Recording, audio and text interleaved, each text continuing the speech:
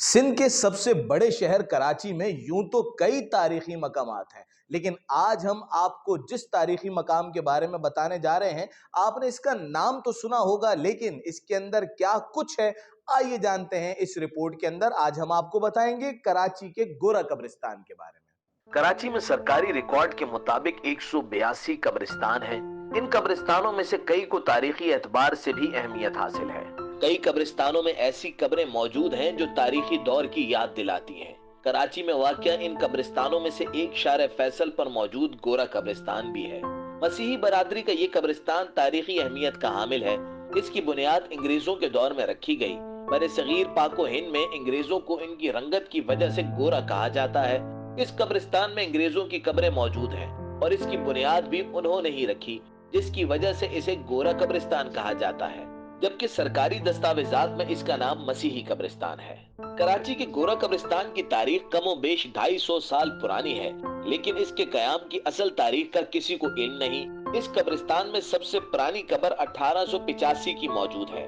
गोरा कब्रिस्तान के रिकॉर्ड में 1930 से लेकर अब तक हर मुर्दे का रिकॉर्ड है, लेकिन इससे कबल तदफीन पाने वालों का रिकॉर्ड मयस्सर नहीं। एक अंदाजे के मुताबिक यहाँ 2000 कब्रों में 3 लाख अफराद मदफून हैं। जगह की कमी के बायस एक कब्र में 3 से 4 अफराद को बड़ी महारत के साथ दफन किया गया। जंग आजादी से कबल जब बरतानिया ने कराची पर अपना तसल्लुत कायम किया तो अपने फौजी अफसरान और जवानों की रिहाइश के लिए बैरक्स और लाइन्स बना दी, जो Jacob line, Tunisia line, Bizerta line, Abyssinia line और दीगर के नाम से मशहूर हुई। 1883 में यही रिहाइश पजीर एक लेफ्टिनेंट कर्नल की बेटी की वफात हो गई। उसे आयशा बवानी स्कूल से मुत्तसिल एक मैदान के अंदर दफनाया गया। बाद में उसके साथ मजीद कब्रें बनती गईं। यूं डिग रोड शार फैसल पर एक कब्रिस्तान वजूद में आ गया। तारीखी हवालों में इस कब्रिस्तान के कयाम की तारीख 1845 दर्ज है। इसका कदीम हिस्सा शार फैसल पर बने हुए मरकजी गेट से दाखिल होने के बाद दाएं हाथ पर वाक़या है, जहां चट्टानी पत्थरों से चौकंडी तर्ज की तकरीबन 250 साल पुरानी कब्रें बनी हुई हैं। 26 एकड़ पर बने गोरा कब्रिस्तान की इनफरादियत यह है कि इसे सबसे पहले यूरोपी बाशिंदों की मैयतों से आबाद किया गया। कब्रिस्तान की कदीम कब्रें अब खस्ता हाली का शिकार हैं। इन खस्ता हाल कब्रों को इस दौर के कीमती पत्थरों से सजाया गया था।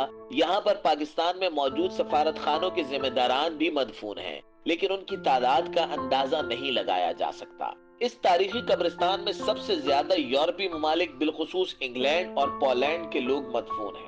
कब्रिस्तान में ईसाइयों के दोनों फिरकों के लोग दफन हैं। यहाँ ईसाइयत में फिरकों की कोई तकरार नहीं, जिसका वाज़ेह सबूत यह है कि कब्रिस्तान में प्रोटेस्टेंट और रोमन कैथोलिक फिरके के लोग एक दूसरे के साथ दफन हैं, जबकि एडमिनिस्ट्रेशन कमेटी के मेंबरान भी दोनों फिरकों से लिए जाते हैं। कब्रिस्तान में बरतानवी राज में कराची के कलेक्टर सर हेनरी एस्टेलियो लॉरेंस की बीवी फिलिस लोइस लॉरेंस की कब्र भी यहाँ मौजूद है। इनके शौहर को इनसे बहुत मोहब्बत थी, जिसकी वजह से उन्होंने बीवी की याद में कब्रिस्तान के कोने में अलग कोठी बनवाई, जो इस वक्त रिहायशी आबादी के घेरे में आ चुकी है। कब्रिस्तान की हाल ही में बनने वाली कब्रों की तामीर में अमीर और गरीब की तफरीक नुमाया नजर आती है। यहाँ 3 मुख्तलिफ तर्ज की कब्रें बनी हुई हैं। काले पत्थरों, सफेद संगे मरमर के अलावा कुछ कच्ची कब्रें भी हैं। कराची का तारीखी गोरा कब्रिस्तान तारीखी विरसा है।